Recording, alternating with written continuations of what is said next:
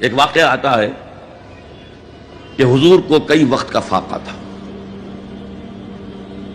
تھوڑی دیر کے بعد حضرت ابو بکر آئے. آپ نے چہرے سے پہچان لیا کہ فاقے سے. پھر حضرت عمر آئے, پہچان لیا کہ فاقے سے. شاید حضور خود اپنے لیے نہ اٹھتے نہ جاتے, اپنے دونوں ساتھیوں کو لے کر ایک انصاری کے باغ میں پہنچ گئے. انصاری کی عید ہو گئی.